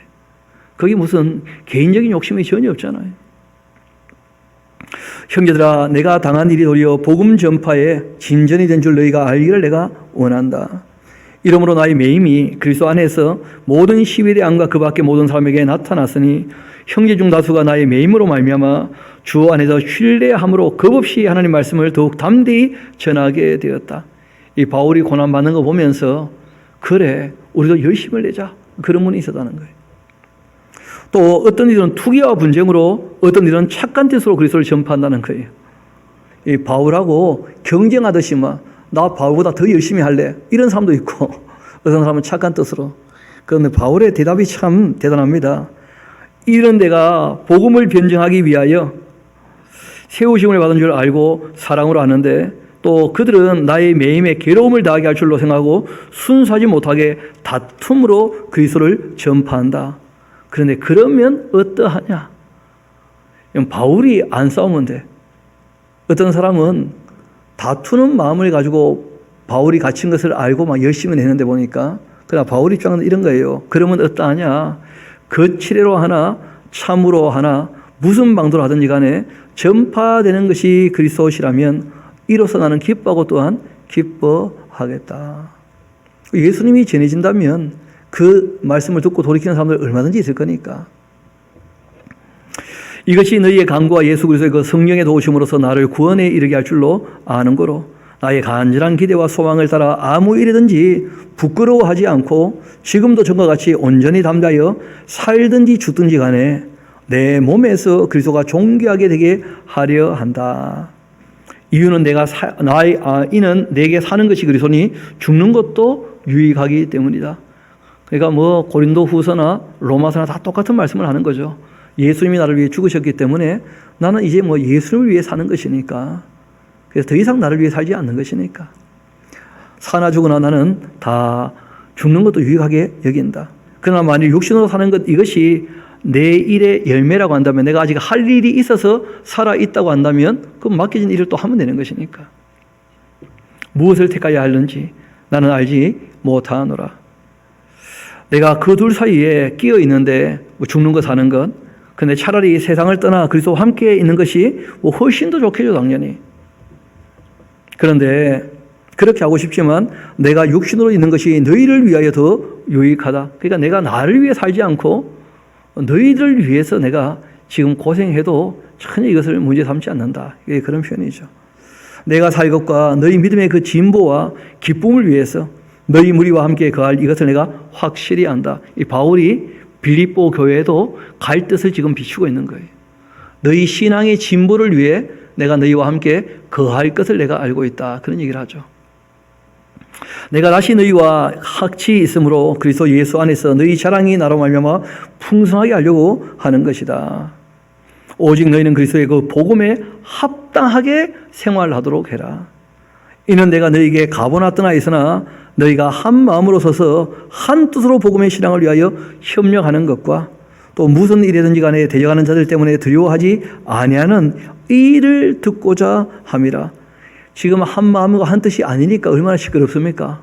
바울이 내가 이제 빌립보에 가게 되어지면 너희가 한 마음과 한 뜻이 되었다 하는 것을 나는 참 듣고 싶다.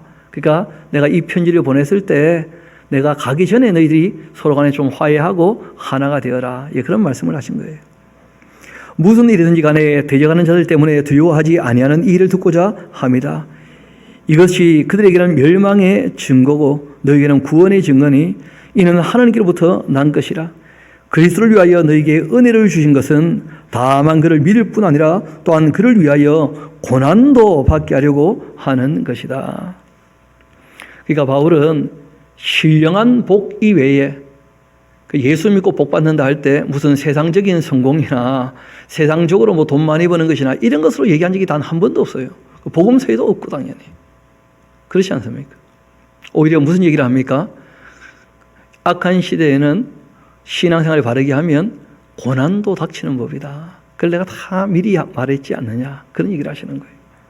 고난도 받게 하려 하심이라. 너희에게도 그와 같은 싸움이 있으니까 너희가 내 안에서 본 바고 이제도 내 안에서 듣는 바다. 바울도 여전히 고난 가운데 있잖아요. 지금 로마에 감금되어 있으니까요. 가택연금되어 있으니까. 그러므로 그리스도 안에 무슨 권면이나 사랑의 무슨 위로나 성령의 무슨 교제나 긍휼이나 자비가 있다고 한다면 마음을 같이 하는 거예요. 마음을. 같은 사랑을 가지고 뜻을 합하고 한 마음을 품어서 무슨 일을 하든지 간에 다툼이나 허용으로 하지 말고 오직 겸손한 마음으로 각각 자기보다 남을 낫게 여기면서 각각 자기를 돌볼 뿐더러 또한 각각 다른 사람의 일들을 돌보아서 나의 기쁨을 충만케 하면 참 좋겠다. 너희 안에 이 마음이 있어야 하지 않겠는가?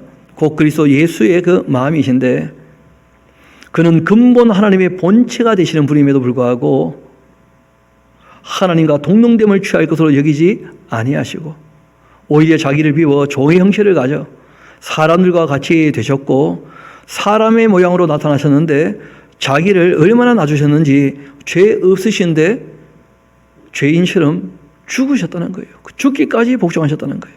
그 십자가의 죽으심 아니냐.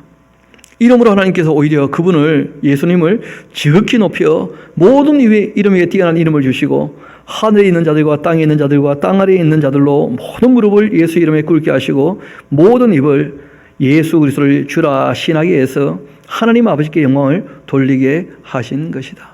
그렇게 예수님께서 자기를 낮추신 것을 본받자는 거예요. 그러면 하나님께서 어떠실 거라고요? 높이실 거라고. 그러니까 하나님께서 높여주셔야지, 하나님께서 인정해 주셔야지 스스로 높아지거나 스스로 인정하는 게 무슨 의미가 있겠냐는 거예요. 그러므로 나의 사랑하는 자들아, 너희가 나 있을 때뿐 아니라 더욱 지금 나 없을 때에도 항상 복종해서 두렵고 떨림으로 너희 구원을 얻어가라고요? 이루어 가라는 거예요. 왜 그러실까요? 싸우는 거 보니까 아닐 수 있겠다는 거예요. 그렇지 않습니까? 그러니까 너희들이 뭐 다 된 줄 알고 서로 싸우면서도 괜찮은 줄 아는 모양인데 그는 신앙인의 자세가 아니라는 거예요. 아닐 수 있다는 거예요. 두렵고 떨림으로 구원을 이루어가라. 다 됐다고 생각하는 것 자체가 잘못된 것이에요. 그게 교만한 마음이니까. 그래서 싸움이 나타나게 된 거예요. 누가 더 크냐. 여러분 예수님도 제자를 데리고 함께 일해 보니까 3년 반 지나니까 제자들이 무슨 얘기합니까? 누가 더 크냐. 이런 게 나오나. 이런 게. 누가 더 크냐. 그래서 부탁을 하십니다. 항상 복종하면 되는 것이고 하나님 말씀에 두렵고 떨림으로 너희 구원을 이루어 가야지. 이 다툼이 있는 거 보니까 버림받을 수도 있다는 걸 염두에 두어라. 참 겁나는 얘기죠. 그렇죠? 이어봅시다. 13절 너희 안에서 행하시는 이는 하나님이시니까 자기의 기쁘신 뜻을 위하여 너희에게 소원을 두고 행하시지 않는가. 그러니까 모든 일을 할 때 원망과 시비가 없이 해야 한다. 그 하나 적어놓으세요. 제발 좀 부탁이다. 이는 너희가 흠없고 순전하고 어그러지고 거스리는 세대 가운데에서 하나님의 흠없는 자녀로 세상에서 그들 가운데 빛들로 나타내며 생명의 말씀을 밝혀서 나의 다름질이 헛되지 않고 수고도 헛되지 아니하므로 그리스도의 날에 내가 자랑할 것이 있게 하려고 하는 것이다. 만일 너희 믿음의 제물과 섬김 위에 내가 나를 전제로 드린다 할지라도 나는 기뻐하고 너희 무리와 함께 기뻐할 것이다. 바울이 지금 어떤 얘기를 하느냐 하면 너희가 지금 선교 후원을 해줬기 때문에 너희들의 그 마음을 내가 알고 내가 열심을 내어서 내가 피 흘리기까지 내가 죽는 한에 있더라도 하나님의 일을 하게 된다면 그것으로 나는 기뻐할 거야, 오히려. 그러니까 이분이 얘기하는 그 전제라는 말이 딴 게 아닙니다. 그럼 전제는 그 액체를 흘리는 제사거든요. 기름이나 포도주 같은 것. 이분이 얘기하는 전제는 자기 피예요, 자기 피. 그러니까 여러분들이 하나님의 일에 동참하겠다고 수고했으니까 나는 그것을 힘입어가지고 피 흘리기까지 내가 일을 할 거라는 거예요, 바울이. 그리고 나는 그것 때문에 뭐 내가 잘났다 이런 얘기 전혀 안 하지 않느냐. 할 일을 하는 것이지. 나는 오히려 기뻐하고 너희 무리와 함께 기뻐한다. 너희들과 함께 일할 수 있게 된 것 자체가 너무 감사한 일이라는 거예요. 이와 같이 나뿐 아니고 너희도 어떻게 하라고요? 기뻐하고 나와 함께 기뻐하라. 왜 기뻐하라고 자꾸 얘기하실까요? 적어놓으세요. 기쁨이 없다. 지금 빌립보 교회에 기쁨이 없는 거예요. 왜 없느냐면 싸우니까. 싸우는 사람들이 어떻게 기뻐합니까? 싸우면 기쁨이 없는 거예요. 내가 디모데를 속히 너희에게 보내기를 주 안에서 바라는 이유는 너희 사정을 알기 때문이고 안위를 받으려고 합니다. 이는 뜻을 같이 해서 너희 사정을 진실히 생각할 자가 이밖에 내게 없기 때문이다. 그들이 다 자기를 구하고 그리스도 예수의 일을 구하지 아니하되 디모데의 연단을 너희가 아나니 자식이 아버지에게 한같이 나와 함께 복음을 위하여 수고하지 않느냐. 그러므로 내가 내 일이 어떻게 될지를 보아 곧 이 사람을 보내기를 내가 바라고 있다. 이 바울이 봤을 때 디모데는 평화를 만드는 사람이라. 그래서 이 빌립보 교회에 보내면 좀 평화가 임하지 않겠나 하는 마음이 있었다는 거예요. 그런데 지금은 디모데보다 에바브로디도를 보내는 게 더 먼저라. 이분이 병들었다가 이제 나았으니까. 그래서 이 디모데는 이후에 보낼 거라는 거죠. 그렇죠? 나도 속히 또 가게 될 것을 주 안에서 어떻게 한다고요? 확신한다. 디모데를 먼저 보내고 내가 곧 따라가겠다. 그러니까 이 바울이 그 로마에서 재판을 받게 될 거 아닙니까? 그렇죠? 자기가 재판을 요청했으니까 당연히 죄가 없잖아요. 그러면 당연히 풀려나는 거예요. 이 바울이 곧 풀려날 것이 이제 눈에 보이는 거죠. 2년이 다 끝나가는 겁니다. 이어봅시다. 그러나 에바브로디도를 너희에게 보내는 것이 필요한 줄로 생각한다. 그는 나의 형제고 함께 수고하고 함께 군사된 자고 너희 사자로 내가 쓸 것을 돕는 자인데 그가 너희 무리를 간절히 사모하고서 자기가 병든 것을 너희가 들은 줄 알고 또 심히 근심한지라. 그가 그렇게 병들어 죽게 되었지만 그러나 하나님께서 그 긍휼히 여기셨고 그뿐 아니라 또한 나를 긍휼히 여기사 내 근심의 근심을 면하게 하셨다. 그러므로 내가 더욱 급히 그를 보내는 것은 너희로 그를 다시 보고 기뻐하여 또 내 근심도 덜려고 하는 것이다. 이러므로 너희가 주 안에서 모든 기쁨으로 그를 영접하고 또 이와 같은 자들을 존귀하게 여겨라. 그가 그리스도의 일을 위하여 죽기에 이르러도. 그러니까 어떤 사건을 해석하는 이 바울의 시각을 배워야 된다는 거예요. 빌립보 교회 성도들은 어떻게 생각합니까? 얼마나 철이 없고 자기 관리가 안 되면 병들었나 이렇게 보잖아요. 그렇죠? 근데 바울은 뭐라고 얘기합니까? 주님을 위하여 젊은데도 죽기까지 충성했다 그래. 그랬으니까 죽을 병 걸렸지 그래. 그렇게 얘기를 하는 거예요. 자기 목숨을 돌보지도 아니한 것, 나를 숨기는 너희 일의 부족함을 채우려고 죽음을 각오하고 찾아온 건 아니냐 말이야. 바울이 이렇게 해석을 한 거예요. 그러니까 우리가 사건을 해석할 때 어떤 입장을 갖고 있어야 되는가 이런 걸 우리가 배우는 거죠. 끝으로 말씀드렸죠. 바울의 끝은 좀 깁니다. 끝으로. 나의 형제들아 주 안에서 어떻게 하라고요? 기뻐하라. 너희에게 내가 같은 말 쓰는 것 나에게 수고로움도 없고 너희에게는 안전한 것이니까. 딴 말 할 게 없다는 거예요. 했던 말을 늘 되풀이하고 반복해서 그 말씀이 새겨지고 그 말씀을 따라 살도록 기뻐하라. 주 안에서 기뻐하라는 거예요. 개들을 조심하고 행악하는 자들을 삼가고 몸을 해롭게 하는 일을 조심해야 한다. 하나님의 그 성령으로 봉사하고 그리고 예수 그리스도를 자랑하고 육체를 신뢰하지 않은 우리가 곧 할례파 아니겠느냐. 그러니까 이런 거 보면 그 빌립보 교회도 다른 복음을 들고 들어온 할례파가 영향을 좀 미쳤던 모양이에요. 그렇죠? 그래서 유대인들처럼 할례를 해야 하나님을 바르게 알고 전혀 그런 거 아니다. 성령으로 봉사하고 예수로 자랑하는 우리가 진짜 할례파지. 그러나 나도 육체를 신뢰만 하고 만일 누구든지 다른 이가 육체를 신뢰할 것이 있는 줄로 생각하면 나는 더욱 그러하다. 나는 8일 만에 할례를 받기도 했고 이스라엘 족속이고 베냐민 집하고 히브리인 중에 히브리인이고 또 율법으로는 바리새인인데 할례파 얘기만 나오면 바울은 할 말이 좀 많아지시는 거예요. 갈라디아 교회 때 참 혹독하게 고생하셨거든. 열심으로는 교회를 박해하기도 하고 율법으로는 흠이 없는 자였지. 그러나 무엇이든지 간에 내게 유익하던 것을 내가 그리스도를 위해서 이제 다 해로 여길 뿐더러. 왜냐하면 그런 것들은 전부 다 뭐였다는 거예요? 모형이었고 본질이 아니었다는 거예요.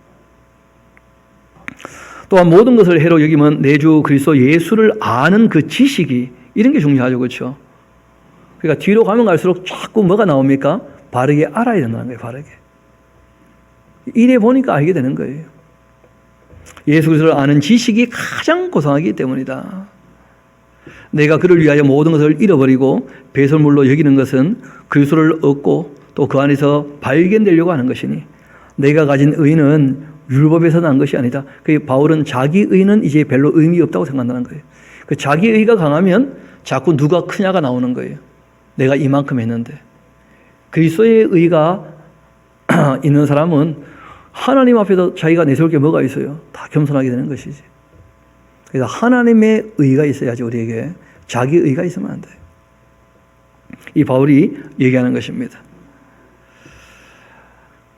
내가 가진 의는 율법에서 난 것이 아니다. 내가 율법을 얼마나 잘 지키느냐 이런 게 아니라는 거예요. 오직 그리스도를 믿음으로 말미암은 것이니까 곧 믿음으로 하나님께로부터 난 의다. 그 예수님을 믿고 그 말씀에 순종하고 예수님을 닮아가는. 우리가 좀 전에 빌레몬서 봤잖아요. 하나님의 의를 가진 사람이라면 그렇게 사는 것이죠. 이거 봅시다. 내가 그리스도와 그 부활의 권능과 그 고난의 참여함을 알고자 해서 그 죽으심을 본받아 어떻게 했든지 간에 죽은 자 가운데 부활이 이르려 하노니 내가 이미 얻었다 함도 아니고 또 온전히 이루었다 함도 아니다. 오직 내가 그리스도 예수께 잡힌 바 된 것을 잡으려고 달려가고 있다. 그러니까 빌립보 교회 성도들에게 지금 몇 번이나 반복해서 말씀하시는 거예요. 하나님 쪽에서는 구원을 이루셨지만 우리는 아직 완성된 게 아니야. 그러니까 중간에서 싸우면서 누가 크냐, 그 가짜일 수 있으니까 정말 이 말씀 듣고 정신 차리고 돌이켜야 된다. 나도 표대를 향하여 어떻게 하고 있다고요? 달려가고 있다. 나도 다 되었다고 생각하지 않는데 누가 더 크냐고 싸우고 있냐. 절대 그래서는 안 된다. 그래서 늘 말씀드립니다마는 영원하신 하나님 입장에서는 예정하신 대로 이미 다 이루신 거예요. 그렇죠? 왜냐하면 영원하신 분이시니까 모든 게 현재고 과거일 수 있다는 거예요. 그렇지만 시간 안에 있는 우리에게는 아직 미래 일들이 많아요. 그래서 온전히 이루어졌다 그렇게 볼 수 없다는 거예요. 우리는 하나님께서는 다 이루셨지만. 이어봅시다. 그래서 하나님은 굳이 얘기한다면 already 이미 다 이루어졌지만 우리는 not yet 아직 아니라는 거예요. 거기 가볼 때까지는.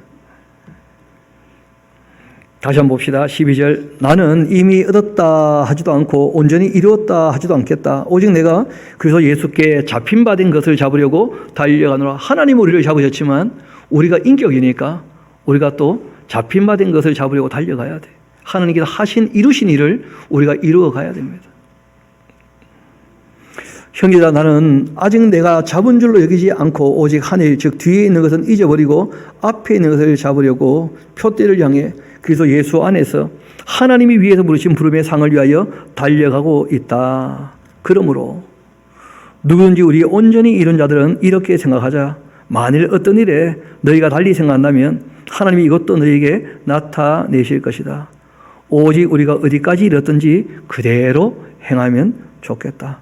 그러니까 온전히 이루었다 하고 생각하는 사람들도 주님께서 우리를 붙잡아 주신 것, 잡히면 된 것을 잡으려고 어떻게 된다는 거예요? 달려가야 된다는 거예요. 내가 지금 그렇게 하는 것처럼. 그래서 좀 달리 생각하는 것도 있을 수 있겠지만은 다 사람이 자기 수준에 맞게 또 신앙생활을 하는 것이니까 온전한 사람도 있고 아직 어린 사람도 얼마든지 있을 수 있잖아요. 그렇죠? 이 바울은 그런 것을 다 포괄해서 말씀을 하셔요. 오직 우리가 어디까지 이르렀든지 그대로 행하자. 형제들아, 너희는 함께 나를 본받아라. 그리고 너희가 우리를 본받은 것처럼 그와 같이 행하는 자들을 또 눈여겨봐라. 내가 여러 번 너희에게 말하였거니와 이제도 눈물을 흘리며 말한다는 거예요. 왜 눈물을 흘리며 말할까요? 이 빌립보 교회가 싸운다는 말이 바울을 너무 가슴 아프게 한 거예요. 그 소식을 들을 때 바울이 울었다는 거예요. 어떻게 주님의 몸된 교회가 그렇게 되고 말았는가? 지금도 내가 눈물을 흘리며 말하는데 여러 사람이 그리스도의 십자가에 오히려 원수로 행하고 있더라. 교인이라고 하면서 십자가의 원수로 행하는 사람들을 봤을 때 눈물 나는 게 바울이에요. 그들의 마침은 멸망일 것이고 그들의 신은 자기 배예요. 그 자기 욕심으로 사는 사람들이야. 교만하게. 그 영광은 그들의 부끄러움에 있고 땅의 일을 생각하는 사람들이에요. 그 교회에서 한 자리 하려고. 우리가 그런 거 있잖아요. 직분이라고 하는 것을 마치 그 인정받는 것처럼 또는 무슨 계급장처럼 무슨 포상처럼 그렇게 생각할 수 있다는 거예요. 사람들이. 그리고 우리가 좀 생각을 해봐야 돼요. 우리가 하나님 앞에 충성하는 것이지 이 세상은 그런 어떤 이 감투라고 그러잖아요. 감투, 그죠? 교회의 직분을 감투처럼 얘기하는 사람들이 있을 수 있다는 거예요. 그런 사람들은 다 성경이 뭐라고 얘기하느냐면 가짜라는 거예요. 가짜. 땅의 일을 생각하는 거예요. 감투를 쓰는 게 중요한 게 아니고 충성하냐는 거예요. 하나님 앞에 착하게. 맡은 자에게 구하시는 것은 충성이라는 충성. 그러나 우리의 시민권은 하늘에 있는지라 거기로부터 구원하는 자 곧 주 예수 그리스도를 기다리고 있다. 그런 만물을 자기에게 복종하게 하실 수 있는 자의 역사로 우리 낮은 몸을 자기 영광의 몸의 형체와 같이 병케 하실 거야. 부활이요, 부활. 그러니까 나의 사랑하고 사모하는 형제들, 나의 기쁨이고 면류관인 사랑하는 자들아, 이와 같이 주님 앞에 서야 할 것이다. 세상에 있는 땅의 것을 생각하고 이 교회의 모든 이 직분들을 땅에 있는 그런 이 계급이나 감투처럼 여기서는 절대 안 된다 하고 부탁을 하신 거예요. 내가 특별히 이 유오디아를 권하고 순두개를 권하고 있는데 주 안에서 같은 마음을 품어야 한다. 관라해놓고 이것들아 제발 너희 때문에 얘기하는 거야. 그런 거예요 지금 바울이. 또 참으로 나와 멍에를 같이 한 너희에게 구하는데 복음에 나와 함께 있었던 여인들 한 20년쯤 지났으니까 다 나이가 많아지셨죠. 또한 글레멘드와 그 외에 나의 동료들을 도와주라. 그 이름이 생명식이 다 있는 분들 아니겠냐 말이에요. 주 안에서 항상 기뻐하라. 내가 다시 말하노니 기뻐하라. 왜 이런 말씀하신다고요? 기쁨이 없으니까. 항상 기뻐하려면 싸우면 안 돼요. 너희의 관용을 모든 사람에게 알게 하라. 주께서 가까우시다. 관용, 마음을 넓혀서 용서해야 돼요. 서로가 아니라. 아무것도 염려하지를 마라. 그러니까 싸우는 이유 중에 하나가 뭐냐면 염려돼가지고 그래서 싸우는 것이거든. 또 어떻게 보면 염려하지 마라. 하나님 일은 하나님 다 알아서 하시니까 우리 할 일 잘하면 되지. 다만 모든 일에 있어서 기도와 간구로 너희 구할 것을 어떻게 구하라고요? 감사함으로 구해요. 눈물로 아뢰지 말고 제발 좀. 눈물로 제단에 가리지 말고 감사함으로 아뢰면 돼요. 감사함으로. 아버지니까. 그리하면 모든 지각에 뛰어난 하나님의 그 평강이 그리스도 예수 안에서 너희 마음과 생각을 지켜주실 것이다. 끝으로 이건 진짜 끝이다. 그런 거죠. 그렇죠? 끝으로 형제들아. 무엇이든지 좀 참되게 하라는 거예요. 참되게. 무엇이든지 경건하게. 무엇이든지 좀 올바르게, 무엇이든지 좀 깨끗하게, 무엇을 하든지 사랑을 받을 만하게, 또 칭찬받을 만하게, 무슨 덕이 있든지 무슨 기름이 있든지 이런 것들을 생각해라. 그리고 구절이 이제 결론에 이르는 말씀이죠. 그렇죠? 같이 한번 읽어볼까요? 시작. 너희는 나에게서 배우고 받고 듣고 본 바대로 행하라. 그리하면 평강의 하나님 너희와 함께 계실 것이다. 그래서 배웠던 것, 전해 들었던 것, 그 배운 말씀대로 살면 되는 것입니다. 내가 주 안에서 크게 기뻐하는 것은 너희가 나를 생각하던 것이 이제 다시 싹이 나미니 너희가 또한 이를 위하여 생각은 했지만 기회가 없었는데 내가 궁핍함으로 말하는 것 아니다. 어떠한 형편이든지 나는 자족하기를 이미 배웠거든. 그러니까 바울은 돈이 있거나 돈이 없거나 하나님을 일을 하는데 일용할 양식이면 충분할 정도로 이미 신앙이 성숙한 분이에요. 이분은. 그런 거 염려해 보신 적이 없다는 거예요. 그런데 이제 빌립보 교회가 재정적으로 협조해 주니까 그건 또 고마운 것은 또 고맙잖아요. 그렇죠? 그래서 하나님의 일에 동참한 너희들을 하나님께서 상 주기를 원하신다는 거예요. 그래서 이분이 이제 남기신 아주 유명한 말씀이 있죠. 내가 궁핍함으로 말하는 것이 아니다. 어떠한 형편이든지 나는 자족하기를 배웠다. 나는 비천에 처할 줄도 알고 풍부에 처할 줄도 알아. 모든 일곱 배부름과 배고픔과 풍부와 궁핍에 처할 줄 아는 일체의 비결을 배웠어. 나는 환경에 더 이상 크게 휘둘리거나 영향받지 않는다. 나에게 능력 주시는 자 안에서 내가 하나님이 나에게 능력을 주시는 것이니까 돈이 있거나 없거나 뭐 내 형편이 갇혀 있거나 자유하거나 그런 것이 더 이상 문제가 되지 않아요. 내가 모든 것 할 수 있다는 거예요. 맡기신 사명을 감당하는 데는 아무 지장이 없어요. 우리도 경험하는 것 중에 하나가 그런 거 아닙니까? 코로나 때문에 일이 안 될 줄 알았는데 코로나 때문에 더 잘 되고 있잖아요. 방송하니까 뭐 새벽에도 더 많이 듣게 되시고 같이 말씀을 배우게 되고. 그러니까 우리가 하나님 앞에서 일하게 되어지면 맡기신 사명을 얼마든지 감당할 수 있습니다. 그렇지 않습니까? 내게 능력 주시는 자 안에서 내가 모든 것을 할 때 이 내가 모든 것에다가 자기 또 욕심을 갖다 붙이면 안 돼요. 하나님 능력 주시니까 하나님 나에게 그랜저를 허락하여 주. 또 그런 헛소리 하면 안 됩니다. 그런 얘기를 하는 게 전혀 아니에요. 하나님 나에게 능력 주셨으니까 뭐 큰 예배당 주시라. 그런 얘기 하는 게 전혀 아니에요. 그 앞에 얘기를 하고 있잖아요. 풍부에 처할 줄도 알고 궁핍에 처할 줄도 알아. 그래서 형편이 어떠하든지 간에 항상 맡기신 일들을 얼마든지 감당할 수 있다는 거예요. 이 바울이 로마에 갇혀있지 않았다면, 가이사랴에 갇혀있지 않았다면 골로새서 에베소서 같은 책이 안 나올 거 아니에요. 일한다고 바쁘셔가지고.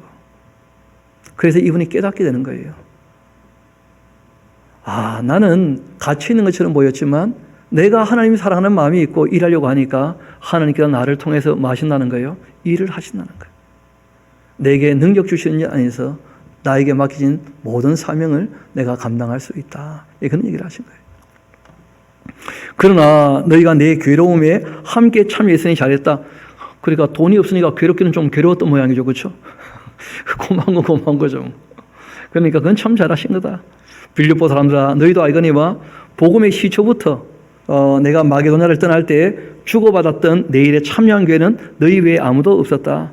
대달로니가 교회를 개척할 때에도 너희가 한 번 정도가 아니고 두 번씩이나 나에 쓸 것을 3주 있었는데 한 달 채 안 있었는데 두 번씩이나 크게 후원해 줬다는 거예요.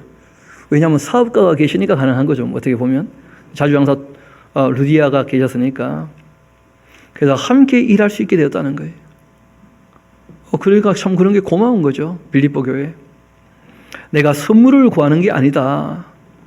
오직 너희에게 유익하도록 풍성한 열매를 내가 구하는 것이다. 실제로 너희가 하나님의 일에 참여하는 것은 하늘에 너희 상이 있는 것이다. 예수님 직접 말씀하신 거 아니에요. 하늘에 쌓아두는 방법은 두 가지밖에 없다고. 하나는 구제하는 것이고 하나는 섬겨하는 것이거든요. 그게 하늘에 쌓아두는 것이니까. 그러니까 너희들이 나를 도와준 건 너무 고마운 것이고 너희들이 그런 마음을 가지고 하나님에 참여했으니까 너희들이 하늘에 상이 있을 거야 하고 바울이 얘기하는 거예요. 내가 선물을 구함이 아니요 오직 너희에게 유익하도록 풍성한 열매를 구함이라. 나에게는 모든 것이 있고 또 풍부하다. 에바브로 디도 편에서 너희가 준 것을 내가 또 받았으므로 내가 풍부한데 또 풍족하게 되었다. 이것은 받으실 만한 향기로운 제물이고 하나님께서 기뻐하시는 것이다. 나의 하나님께서 그리스도 예수 안에서 영광 가운데 그 풍성한 대로 너희 쓸 것을 채워주실 것이다. 이 복을 비는 것이죠. 그렇죠? 하나님 곧 우리 아버지께서 세세 무궁하도록 영광을 돌리시어다. 아멘. 그리스도 예수 안에 있는 성도에게 각각 문안해라. 나와 함께 있는 형제들이 너에게 문안하고 모든 성도들이 너에게 문안하되 특히 가이사 집 사람 중 몇 사람도 왕족 중에서도 이제 그 신앙생활 하게 된 사람들이 있는 것이죠. 그러니까 로마에 있으면서 바울이 또 열심히 일했던 거예요. 주 예수 그리스도의 은혜가 너희 심령에 있을지어다. 아멘. 저와 여러분의 심령에도 있게 되기를 소망합니다.